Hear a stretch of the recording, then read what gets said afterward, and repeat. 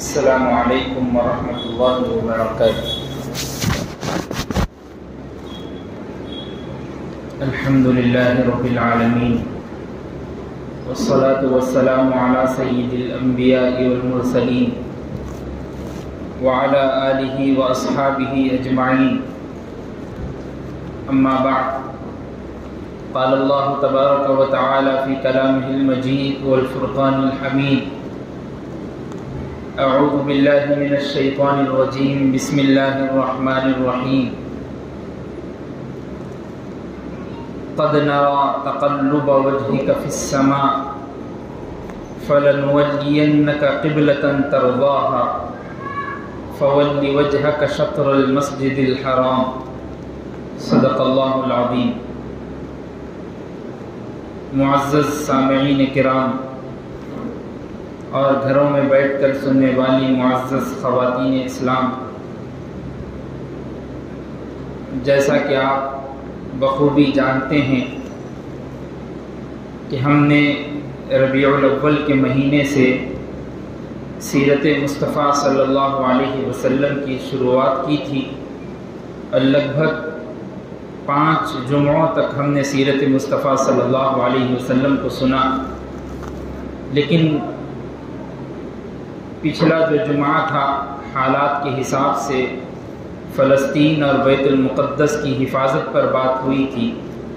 اب اس جمعے کو سیرت مصطفیٰ صلی اللہ علیہ وسلم کو پھر سے کنٹینیو کیا جا رہا۔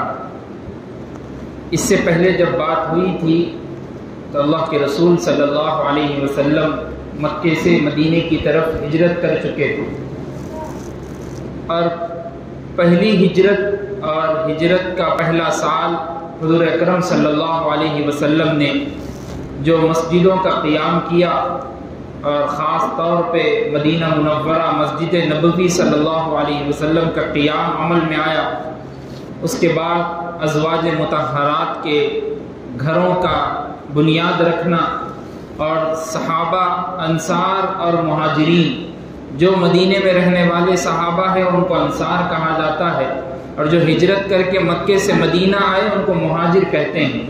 تو مہاجر اور انصار صحابہ کی دوستی کروائی تاکہ جب رہیں آس پاس اور ایک ساتھ رہیں تو ان کے درمیان محبت بھی ہو، اور ایسا نہ سمجھیں کہ یہ ہجرت کر کے آئے ہیں اور ہم یہیں کے رہنے والے ہیں، یہ ہمارا وطن ہے، دونوں کے دلوں میں یہ خیال نہ ہو۔ اس لیے پہلے دونوں کی دوستی اور بھائی چارگی کرائی۔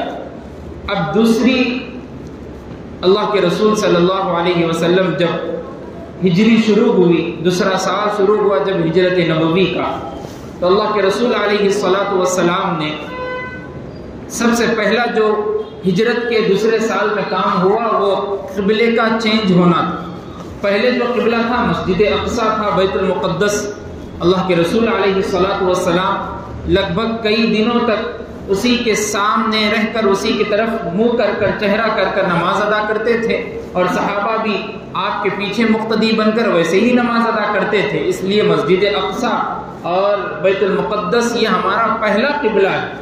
اس کے بعد اللہ کے رسول علیہ الصلاۃ والسلام نے آسمان کی طرف نگاہ اٹھا کر دیکھنی شروع کی، تو اللہ سمجھ گئے کہ اب اللہ کے رسول علیہ الصلاۃ والسلام خانہ کعبہ اور مکہ مکرمہ کی طرف نماز ادا کرنا چاہتے ہیں، تو اللہ نے چینج کر دیا۔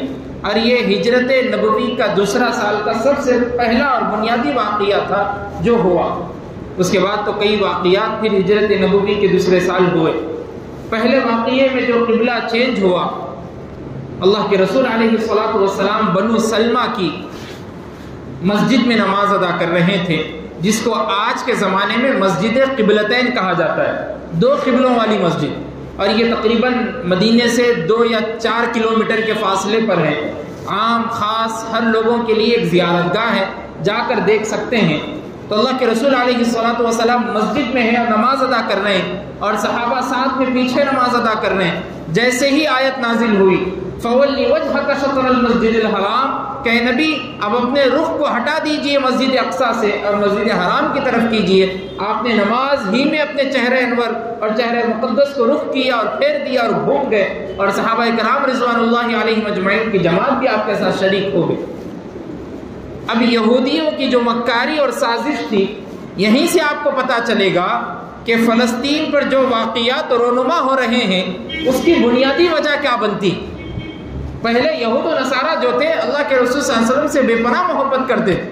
محبت اس لیے کرتے تھے کہ بھائی یہ تو ہمارے نبی جیسے آئے تھے موسیٰ اور عیسیٰ، یہ بھی ویسے ہی نبی ہیں، یہ بھی مسجد اقصیٰ کی طرف ہی رخ کر کے نماز پڑھتے ہیں، یہ بھی ہم ہی میں سے ہیں، یہ کوئی چینج اور دوسرے نہیں ہوتے۔ تو محبت تھی بہت زیادہ، لیکن جیسے ہی چینج کر دیے قبلہ، مسجد حرام قبلہ ہوا، تو یہودیوں نے مکاری کی اور کہا نبی تو مخالفت شروع کر دیے، اب نبی یہ چاہتے ہیں کہ ہم ان کی اقتدا کر لیں، ہم نہیں کریں گے، ہم مسجد اقصیٰ کی طرف رخ کر کے ابھی بھی نماز پڑھیں اور عبادت کریں۔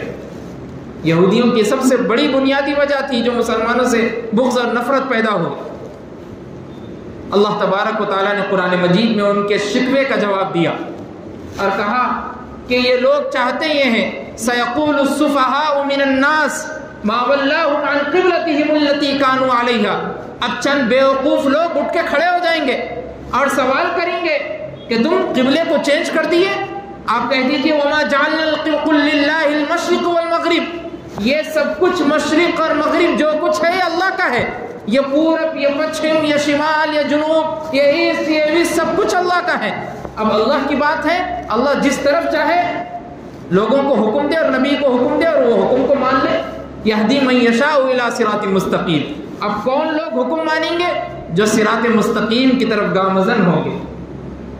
اللہ تبارک و تعالیٰ نے اس کا جواب دیا، یہود و نصارہ کا جواب دیا اور مشرکین کو خطاب کر کے کہا من یشاء، کہ اللہ اگر ان کو ہدایت دیتا تو یہ لوگ بھی مانتے اللہ نے ان سے ہدایت کو چھین۔ اللہ کے رسول علیہ الصلوۃ والسلام کا ہجرت کا دوسرا سال، قبلے کا چینج ہونا، جب سارے عرب میں یہ بات معلوم ہو گئی کہ اللہ کے رسول علیہ الصلوۃ والسلام کو حکم ملا ہے کہ اب اللہ تبارک و تعالیٰ یہ بات پہنچا دیے کہ اب قبلے کی طرف رخ کر کے نماز پڑھنے کا مطلب یہ ہے کہ مسجد حرام کی طرف نماز ادا ہو اور وہیں پر قبلے کو اپنے چہرے اور رخ کو کریں۔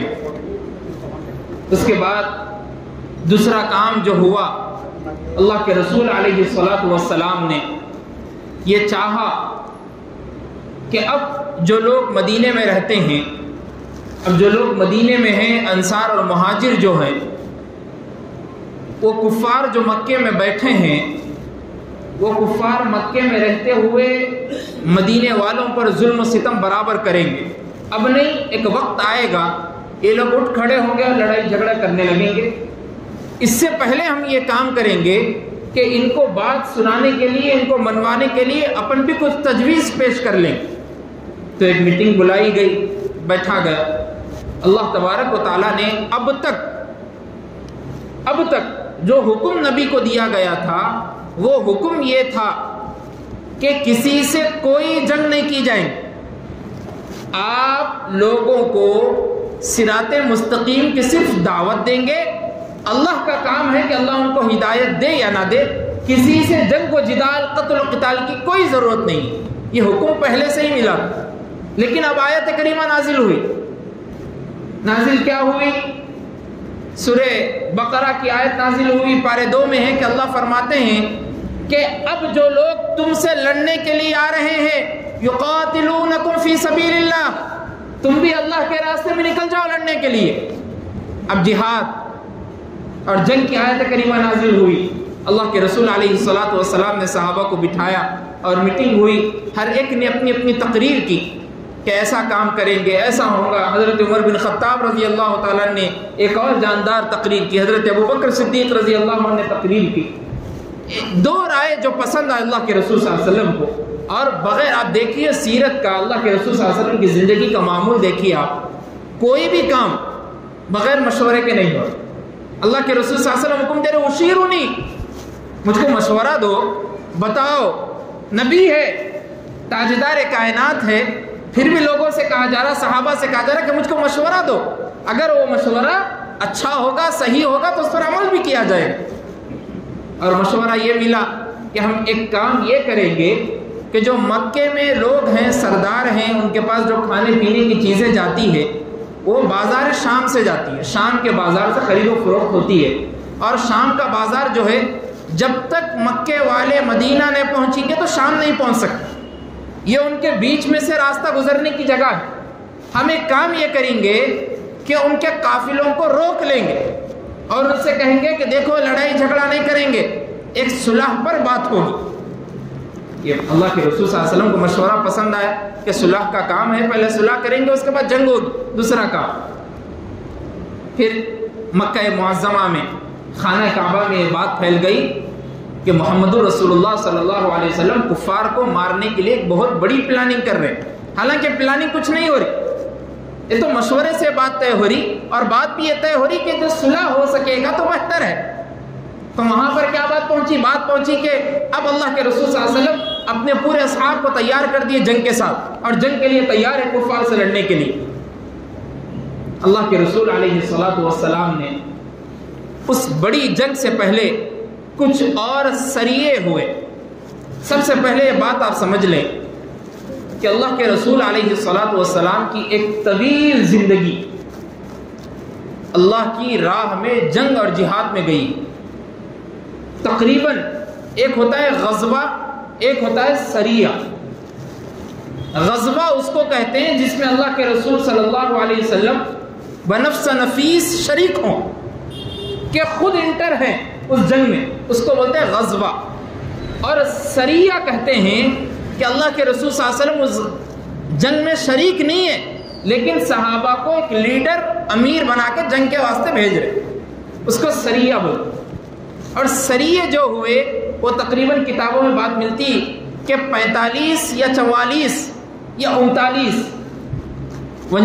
ہوئے یا 44 ہوئے یا 45 سرائے ہوئے، یعنی جس میں اللہ کے رسول صلی اللہ علیہ وسلم بنفس نفیس شریک نہیں تھے، لیکن آرڈر اور حکم دے کے امیر بنا کے بھیجے کہ جنگ کر کے آؤ فلاں جگہ۔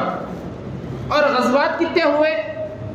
کتابوں میں بات ملتی کہ 27 ہوئے، بعض کتابوں میں بات ملتی کہ 29 ہوئے، لیکن امام بخاری رحمۃ اللہ علیہ نے اپنی بخاری شریف میں جن جنگوں کو شامل کیا ہے 19 ہے، کہ جس میں اللہ کے رسول صلی اللہ علیہ وسلم شریک تھے، وہ 19 جنگ تھے۔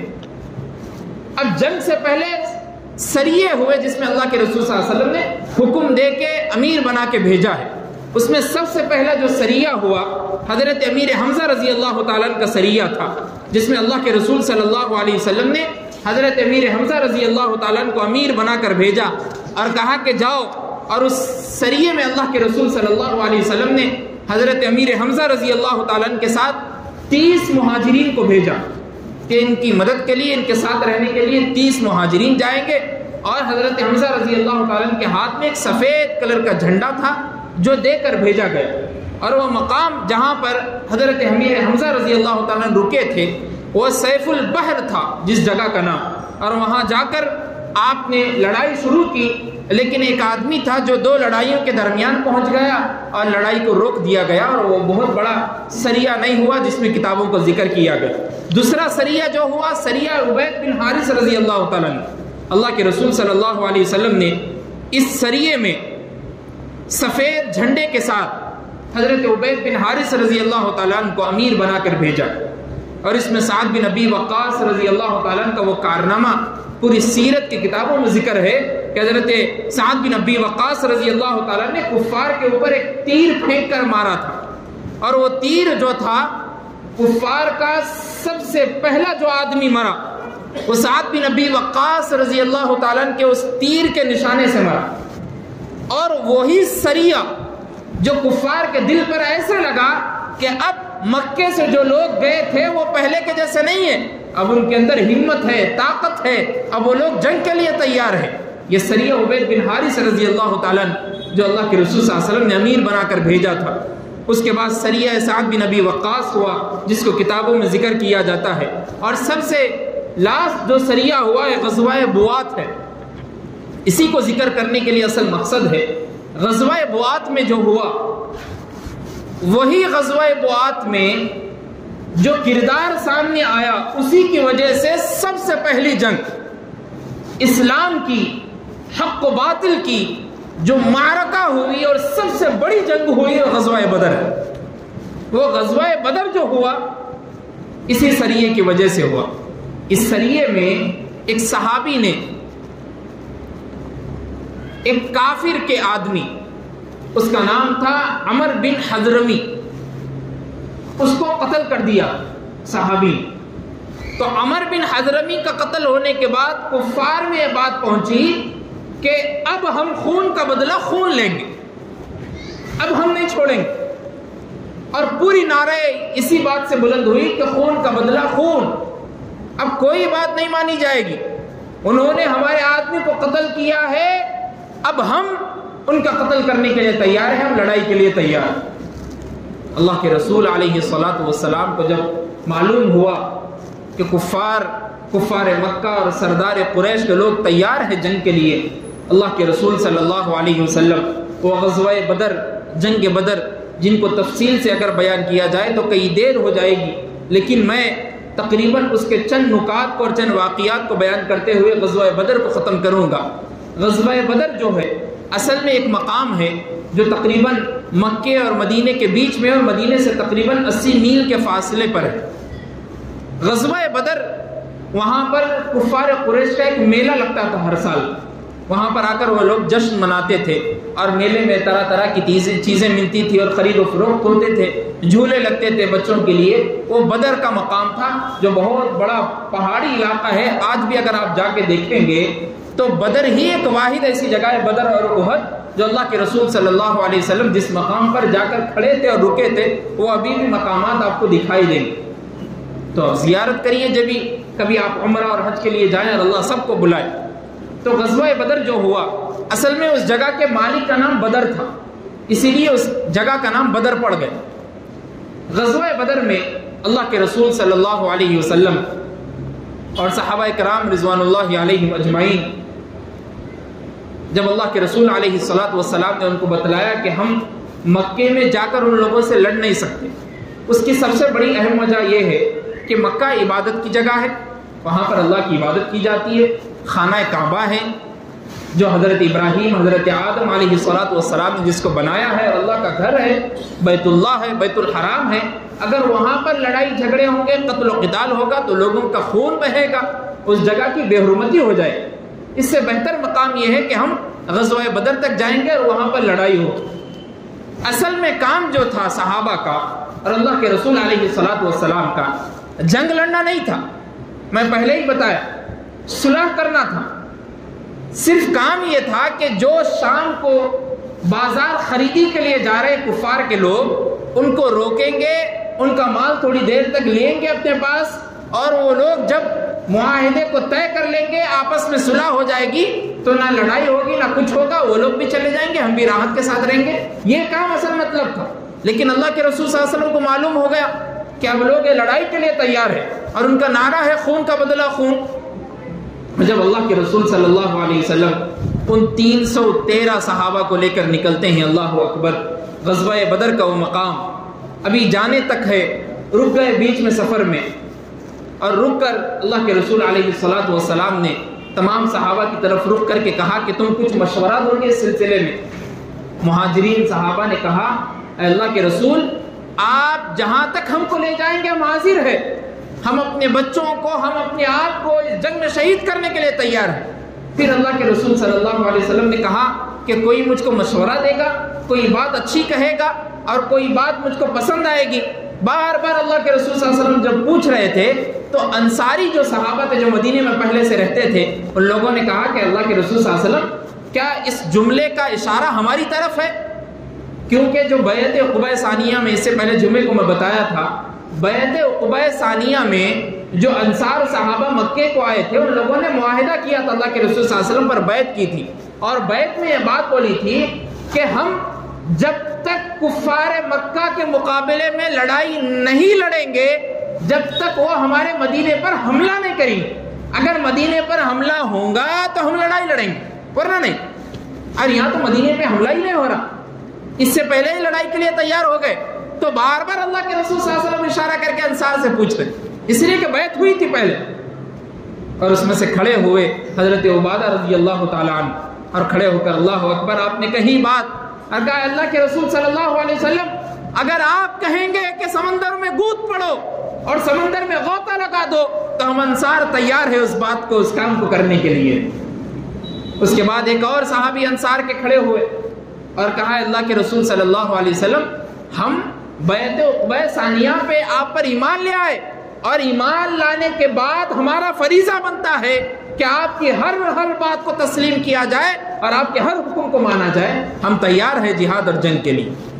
جیسے ان لوگوں نے یہ بات کہی، اللہ کے رسول صلی اللہ علیہ وسلم کی چہرے انور مبارک پر خوشی اور مسکراہٹ آئی، کیونکہ ان لوگوں سے بیعت ہوئی تھی بیعت عقبہ ثانیہ میں۔ اس کے بعد نکل پڑے اور وہاں سے کفار کا پورا ٹولہ، تقریباً کتابوں میں بات ملتی 1000 کا لشکر تھا، اور 1000 کا لشکر مسلح تھا۔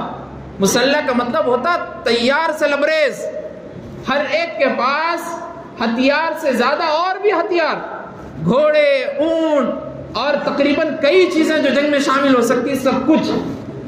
اور یہ 313 کتابوں میں بات ملتی ہے کہ صرف 8 تلواریں تھے، صرف 8 تلواریں 313 کے پاس۔ کیا تھا تو ایمانی جذبہ، کیا تھا تو شوق محمد، کیا تھا تو شوق شہادت، کیا تھا تو اللہ اور اس کے رسول کے اوپر ایمان لانا اور ان کے حکم کو مان کر جذبہ شوق شہادت میں کود پڑنا۔ یہ ان کے دلوں میں مسمار کر دے گا۔ اللہ اکبر، 313 کا وہ قافلہ، اور وہاں سے ابو سفیان ملک کے شام میں جو راستہ جاتا ہے ادھر چلا گیا، اور ابو سفیان نے ایک خط لکھ کے بھیجا کہ جو لوگ مدینے سے آ رہے تھے ہمارے بازار کو، ہمارے کو پکڑنے کے لیے، ہم نے ان سے چھڑا لیا اس مال کو، اور وہ مال اب مکے میں واپس آ گیا ہے۔ اب لوگ آپ غزوہ بدر کو مت جائیے، بدر کو واپس آ جائیے، لڑنے کی کوئی ضرورت نہیں۔ ابو سفیان نے خط لکھا، کہا لڑنے کی کوئی ضرورت نہیں ہے، ہمارا مال لوٹنے کے لیے وہ لوگ آ رہے تھے، پکڑنے کے لیے آ رہے تھے، ہم نے ان سے پہلے ہی اس مال کو اپنے قابض میں کر لیا، قبضے میں لے لیا، اب ہم مکے میں ہیں، لڑائی کی کوئی ضرورت نہیں۔ لیکن یہاں پر ابو جہل تھا، عتبہ بن ربیعہ، شیبہ بن ربیعہ، ولید بن عتبہ، بڑے بڑے کافر سردار قریش۔ لیکن عتبہ بن ربیعہ جو تھا وہ نہایت مخلصانہ رویہ بھی رکھتا تھا، اور تقریباً جو بات اس کو پسند آتی تھی، سمجھ آتی تھی، اس پر عمل بھی کرتا تھا۔ جب ابو سفیان کا خط ملا، اس نے یہ بات سمجھی کہ بھائی صحیح بات ہے، ہم لوگ لڑیں گے کیوں؟ ہمارا جو قافلہ تھا وہ تو بچ کے مکہ واپس آ گئے، اب لڑنے کی کوئی ضرورت نہیں ہے۔ تو اس نے جب یہ بات مان لی کہ ٹھیک ہے ہم لڑیں گے نہیں، تو حکیم رضی اللہ تعالیٰ اس میں تھے جو پہلے کافر تھے، بعد میں جنگ بدر کے بعد مسلمان ہوئے۔ انہوں ان سے کہا عتبہ نے کہ ایک کام کریں گے، ہم ابو جہل جو ہمارا لیڈر ہے اس کے پاس جا کے بات رکھیں گے۔ حالانکہ عتبہ بھی لیڈر ہے، لیکن ابو جہل زیادہ مشہور تھا، اس کے پاس گئے اور جا کر یہ بات رکھی کہ ابو سفیان نے خط بھیجا ہے کہ مکہ واپس مال پہنچ گیا، اب لڑنے کی کوئی ضرورت نہیں، ہم واپس جاتے ہیں۔ ابو جہل نے چھیٹا مارا، عتبہ کو کہا واہ واہ عتبہ، سب سے پہلے یہ بات سمجھ لیں کہ عتبہ کے بیٹے حذیفہ رضی اللہ تعالیٰ عنہ صحابی تھے، اور وہ اللہ کے رسول صلی اللہ علیہ وسلم کی ٹیم میں تھے، 313 میں شامل تھے۔ تو ابو جہل نے کہا واہ واہ عتبہ، تم کمزور پڑ گئے، تمہاری غیرت کہاں چلی گئی؟ تم یہ سمجھ کے یہ بات بول رہے کہ تمہارا بیٹا سامنے ہے اور تم اپنے بیٹے کو کہاں سے مارو گے، یہ بات سمجھ کے یہ بات بول رہے، تمہاری تو نامردگی ہو گئی، مردانگی ختم ہو گئی، تمہارے پاس ہمت کہاں چلی گئی؟ جب یہ بات عتبہ کو پہنچی تو عتبہ نے کہا ٹھیک ہے، کل دیکھیں گے کہ اس کے پاس کتنی ہمت ہے۔ اب جنگ کے لیے عتبہ کو بھی تیار کر دیا، اور اللہ اکبر، یہاں پر راشن کھانے کے لیے نہیں ہے 313 کے پاس، 313 کے پاس کھانے کے لیے راشن نہیں ہے، اور یہاں پر کفار کا لشکر تقریباً روزانہ 10 اونٹ ذبح کر کے کھا رہا ہے۔ 1000 کا لشکر ہے، 10 اونٹ ذبح کر کے کھا رہا ہے روزانہ۔ اتنا سارا ان کے پاس سامان اور اتنی زیادہ ان کے پاس ہتھیار، لیس ہتھیار سے، اور یہ 313 کا لشکر اللہ کے رسول علیہ الصلوۃ والسلام نے رات کے اس تہائی حصے میں صحابہ کرام کو بٹھایا اور بٹھا کر کہا کہ دیکھو اب جنگ کے لیے تیار ہو جانا، کل صبح سویرے جب یہ جنگ ہوگی اس سے پہلے اللہ کے رسول علیہ الصلوۃ والسلام نے نماز ادا کی، صحابہ کرام رضوان اللہ علیہ مجمعین نے نماز ادا کی۔ وہ سب سے بڑا سجدہ جو اللہ کے رسول صلی اللہ علیہ وسلم نے غزوہ بدر میں کیا، اللہ اکبر، اس سجدے کی رقت اور اس سجدے میں نرمی، اس سجدے کی شدت، اس سجدے کے آنسو، اس شدت کی رقت آمیز دعائیں، حضرت ابوبکر صدیق رضی اللہ تعالیٰ بازو بیٹھے اور کہتے ہیں اللہ کے رسول علیہ الصلوۃ والسلام کے سر پر ایک چادر تھی جو رونے کی وجہ سے بار بار نیچے گر رہی تھی. اللہ کے رسول صلی اللہ علیہ وسلم کو معلوم ہی نہیں ہو رہا تھا اب رونے میں اتنا زیادہ مشغول، اتنا زیادہ رو رہے تھے. حضرت ابوبکر صدیق رضی اللہ تعالیٰ نے اللہ کے رسول صلی اللہ علیہ وسلم کا ہاتھ پکڑا دست مبارک اور کہا اللہ کے رسول صلی اللہ علیہ وسلم بس کر دیجئے، بس کر دیجئے، اب اللہ کی مدد آ جائے گی، آپ کا رونا مجھے گوارا نہیں کر رہا، آپ اتنا زیادہ رو. یہی تو ہماری مسلمانوں کی کمزوری ہے. ہم نے شوق شہادت کو ماننے کے بجائے اور نمازوں کی پابندی کرنے کے بجائے کسی اور غلط ماحول میں سجدے کا جو مزہ ہم کو آنا تھا، جس سجدے میں ڈوب کر ہم اللہ کو پانا تھا، اس سجدے کے بجائے ہم کسی اور کے گھر پر جا کر ماتھا ٹکاتے ہیں، ہم کسی اور سے مدد اور اپیل کرنے لگتے ہیں، ہم کسی اور کی نصرت کے انتظار میں ہیں. اللہ اکبر، وہ ایک سجدہ تھا جس سے صحابہ کو مدد اور نصرت ملی. اللہ کے رسول صلی اللہ علیہ وسلم بار بار یہ آیت پڑھ رہے تھے. سورہ قمر کی ہے پارے 27 میں اللہ فرماتے ہیں سیہزم الجمع ویولون الدبر. اللہ فرماتے ہیں کہ اب مجھ کو معلوم ہو گیا کہ اب ہماری فتح ہے، اور حضرت جبرائیل مجھ کو اترتے ہوئے دکھائی دے رہے ہیں فرشتوں کے ساتھ. اللہ نے ان کی مدد کی، اور اللہ اسی کو قرآن مجید میں بیان کرتے ہیں وَلَقَدْ نَصَرَكُمُ اللَّهُ بِبَدْرٍ وَأَنْتُمْ أَذِلَّةٌ. تم کو یاد نہیں ہم نے بدر میں تمہاری کیسی مدد کی تھی؟ تو اب کیا کرنا ہے تم کو؟ فَاتَّقُوا اللَّهَ، اللہ سے ڈرنا ہے. لَعَلَّكُمْ تَشْكُرُونَ، تاکہ تم شکر گزار بندے بن جاؤ. اللہ مسلمانوں کو منتخب کر کے فرما رہا ہے. اللہ کے رسول علیہ الصلوۃ والسلام کو وہ سجدہ. اب بات یہ پہنچی کہ اب جنگ کے لیے تو جانا ہے، اس سے پہلے اللہ کے رسول صلی اللہ علیہ وسلم کے خیمے کے اطراف میں کون کھڑے ہوں گے نگرانی کے لیے؟ نگرانی کون کریں گے؟ اللہ کے رسول صلی اللہ علیہ وسلم. ہمارے سے زیادہ تو ترجیح اللہ کے رسول صلی اللہ علیہ وسلم کی ہے. اب نگرانی کے لیے کون ہوں گے؟ قربان جاؤں صدیق کی صداقت پر. پھر وہی غار میں ساتھ میں تھے، اب یہاں بھی نگرانی کے لیے عصا پکڑے ساتھ میں ہیں، اور صحابہ کرام رضوان اللہ علیہم اجمعین کے ہاتھوں میں تلواریں نہیں ہیں. 8 تلواریں کس کے پاس رہیں گی؟ کھجور کی ٹہنیوں سے لکڑیاں توڑ کر اپنے ہاتھ میں پکڑے ہوئے. یہود و نصارہ چیخ کر جب مدینے سے جا رہے تو کہہ رہے تھے کہ کس کے بھروسے پہ تم جا رہے، تمہارے ہاتھ میں تو لکڑیاں ہیں، ان کے سامنے تو تلواریں ہوں گی. تو صحابہ کرام رضوان اللہ علیہم اجمعین یہود و نصارہ کو اشارے سے بتا رہے تھے کہ ہم نبی کے بھروسے پر جا رہے، اس کالی کملی والے کا بھروسہ ہم کو ہے، اس کے بھروسے ہم اپنے آپ کو جان لٹانے کے لیے تیار ہیں. معلوم ہے صحابہ کو کہ نبی کائنات اگر صف میں کھڑے ہیں تو اللہ کی مدد ضرور آنی. اور اللہ کے رسول صلی اللہ علیہ وسلم نے دونوں ہاتھوں کو اٹھا کر کہا اے اللہ، یہ 313 ہے جس کو میں نے توحید کی دعوت دے کر یہاں تک لایا ہے. بازاروں میں، مکے کے بازاروں میں گالیاں سن کر، مکے کے بازاروں میں رونا رو کر، مکے کے بازاروں میں ایک دوسرے کے کپڑے پھاڑتے ہوئے لوگوں کو دیکھ کر، ایک دوسرے پر ظلم ہو رہا تھا، ان کو بچا کر میں نے دین کی دعوت دی، خدا کی طرف بلایا. اے اللہ، اگر یہ 313 شہید ہو گئے، صبح قیامت تک کوئی آپ کی عبادت کرنے والا نہیں بچے گا. اب آپ کی ذمہ داری ہے کہ 313 کی حفاظت کی جائے. اللہ کے رسول صلی اللہ علیہ وسلم کی دعائیں. ابو بکر صدیق رضی اللہ تعالیٰ عنہ کہتے ہیں میں گواہ ہوں اس دعا کا. میں کھڑا ہوا تھا بازو، اللہ کے رسول صلی اللہ علیہ وسلم رو رہے، فرشتوں کی وہ تعداد پہنچتی ہے. بعد میں حضرت عمر رضی اللہ تعالیٰ، حضرت علی رضی اللہ تعالیٰ کہتے ہیں جب ہم لاشوں کو اٹھا کر لا رہے تھے تو ان کے گالوں پر، ان کی پیشانی پر چمڑے کی جو رسی ہوتی ہے اس کی نشان بیٹھے ہوئے. ہم پورے پریشان، ہمارے پاس تو چمڑے کی رسی نہیں ہے. جب نبی سے پوچھا گیا تو نبی کائنات نے کہا فرشتوں کی مار ہے، یہ فرشتوں کی مار ہے جس کو برداشت نہیں کر سکے. اور سب سے پہلے جب جنگ لڑی گئی، عتبہ ادھر سے آیا، ولید بن عتبہ، شیبہ بن عتبہ، 3 لوگ وہاں سے کھڑے ہو گئے. اور اللہ کے رسول صلی اللہ علیہ وسلم نے 3 انصاریوں کو بھیجا، جاؤ جنگ کے لیے. جب وہ 3 گئے تو عتبہ نے چیخ کے کہا یہ کسانوں سے ہم لڑ نہیں سکتے، اس لیے کہ انصار کھیتی باڑی کرتے تھے، کسانوں کا کام کرتے تھے. تو نبی سے کہا محمد صلی اللہ علیہ وسلم ہمارے برابر کے آدمیوں کو بھیجو، یہ 3 آدمی ہمارے برابر نہیں ہیں. تو اللہ کے رسول صلی اللہ علیہ وسلم نے اشارے سے تینوں کو بلایا اور یہاں سے تینوں کو بھیجا.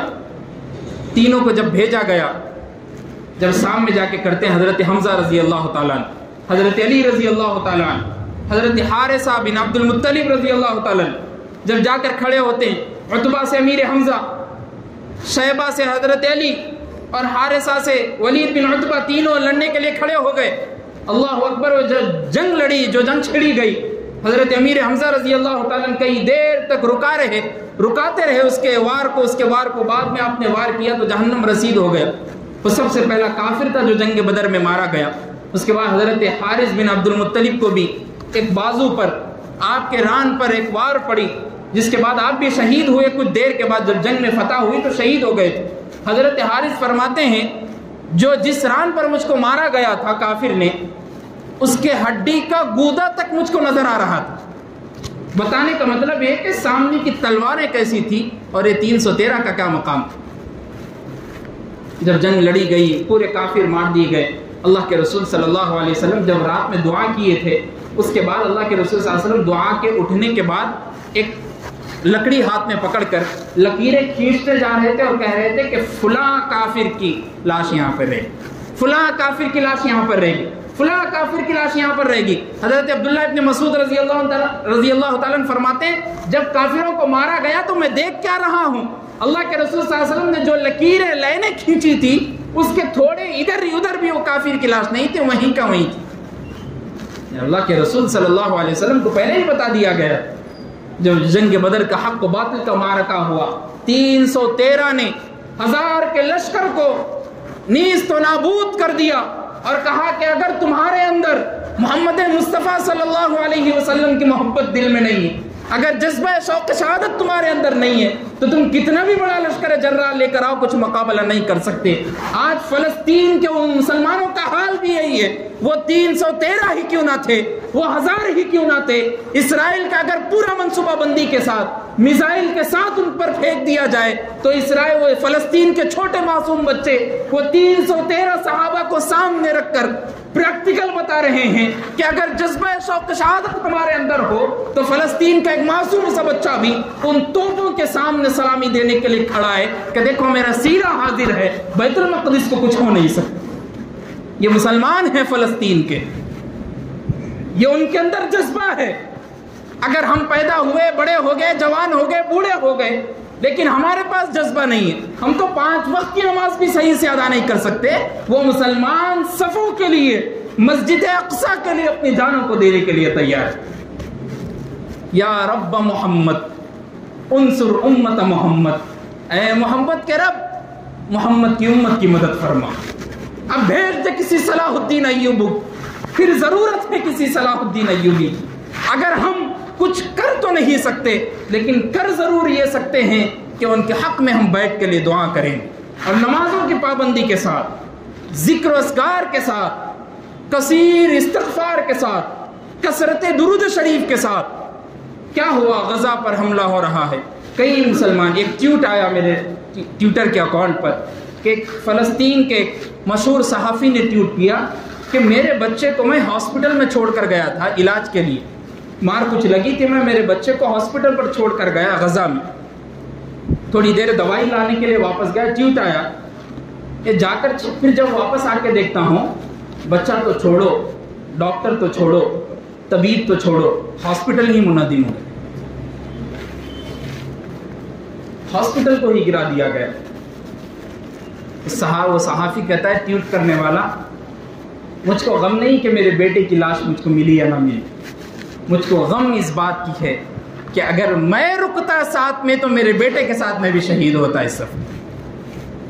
اللہ اکبر. وہ چھوٹے کمسین بچے, کیا معلوم ان کو, ابھی ان لوگوں نے ولادت کا زمانہ بھی تو پایا تھا, بچپن کے طفولیت کا زمانہ تو بھی ملا تھا, جوانی کے وہ لمحات تھے, بڑھاپے کی ابھی زندگی تھی, بچوں کے ساتھ کھیلنا تھا, لیکن ان کی جانثاری کا ثبوت 1000 ورق تھے کتابوں کے, ہر ورق پر اپنا نام لکھ کر چلے گئے, لوگوں کو بتاتے چلے گئے کہ دیکھو ہم اس فلسطین کے لیے, اس مسجد اقصی کے لیے, اس بیت المقدس کے لیے ہم اپنی جان کو دینے کے لیے تیار ہیں. آج 55, 54, 57 اسلامی ممالک ہے, 57 اسلامی ممالک ہے, اربوں کے مسلمان ہیں.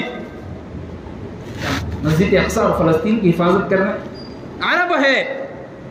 اس لیے ڈاکٹر اسرار احمد رحمۃ اللہ علیہ نے اپنے بیان میں کہا تھا کہ عرب سے جب بھی مسجد اقصی چھین گیا تب بھی مسجد اقصی چھین گیا, جب بھی وہ عیاشی میں مشغول تھے اب بھی عیاشی میں مشغول ہیں. جب بھی وہ لوگ ویسے ہی چھوڑ دیے، جب بھی ویسے ہی چھوڑ دیے۔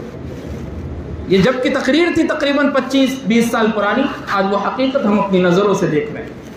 اللہ مسلمانوں کی مدد فرمائے، فلسطین کے مسلمانوں کی مدد فرمائے، مسجد اقصیٰ کے مسلمانوں کی مدد فرمائے، غزہ کی مدد فرمائے، حماس کی مدد فرمائے۔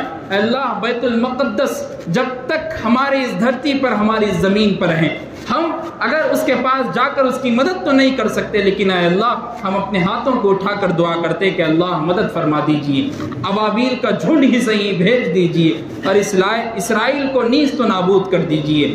امریکہ اور اس کے ساتھ میں رہنے والے جتنے ممالک ہیں جو مسلمانوں کے خلاف میں سوچ رہے ہیں، اللہ ان کو نیست و نابود کر دیجئے۔